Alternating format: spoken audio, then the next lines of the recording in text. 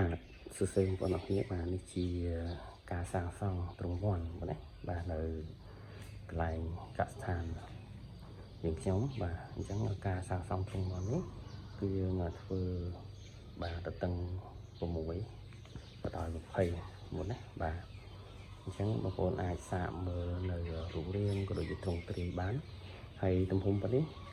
សម្រាប់បងប្អូនដែលចង់ចំមាន់ស្រែយើងគឺយើងប្រើមាន់ត្រឹមតែ500ឬក៏300មាន់អីទេបងប្អូនថាអូទ្រង់ធំមិនក៏គួរចំមាន់តិចម៉េះបាទមិនគួរចំមាន់ឲ្យច្រើនមិនក៏ដាក់តិចបងប្អូនណាបាទកាលណាដាក់តិចវាស្រួលក្នុងការថែទាំបងប្អូនណាហើយវាអត់ជាអៀតវាអត់ stress តែកាលណាយើងដាក់មាន់ច្រើនតាមពិតបើយើងដាក់អាចដាក់ដល់1000ហ្នឹងក៏បានដែរបាទបើសិនជាមាន់ប្រភេទមាន់បិសាសឬក៏មាន់សអីហ្នឹងគឺបងប្អូនអាច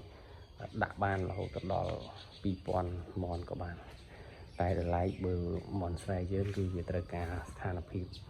ទូលាយខ្លាំងបងប្អូនណាបាទអញ្ចឹងដូចជាកម្ពស់ណាបាទកម្ពស់នេះគឺបងប្អូនអាចលើករហូតដល់3ម៉ែត្រកន្លះបងប្អូនណាបាទឬក៏4ម៉ែត្រតែបើជើងរៀងនេះគឺយើងធ្វើត្រឹមតែ3ម៉ែត្រពីដីមកទេហើយជើងរៀបបាទអត់ពីដិតអីចឹងទៅបាយបុកឲ្យស្អាតទៅដើម្បី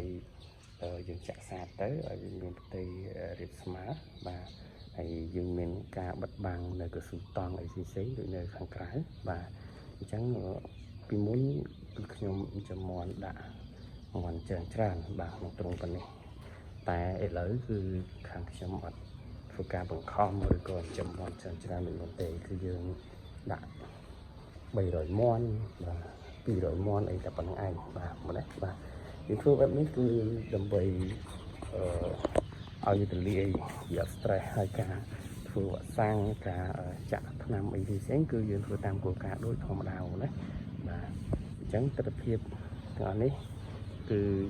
ជាបទពិសោធន៍សម្រាប់ចែកម្លែកជូនទៅបងប្អូនហើយឥឡូវនេះខ្ញុំពុំសូវធ្វើវីដេអូដាក់ទៅតាមព័ន្ធ Facebook ទេបងប្អូនណាច្រើនតែធ្វើដាក់ទៅតាម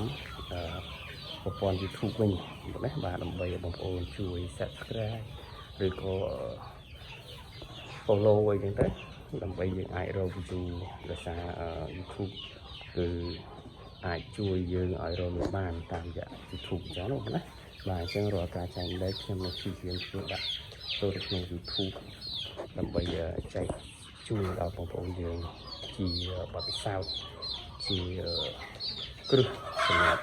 បងប្អូននៅថ្ងៃក្រោយបាទហើយបងប្អូនអាចធ្វើការរៀបចំមេអីក៏បានទៀតដែរបងប្អូនបាទមេមន់មេអីចឹងណាបាទដាក់ចាំមកខ្ញុំធ្វើវីដេអូជាបន្តជូនបងប្អូនទៀតបាទសូមអរគុណសូមជម្រាបលា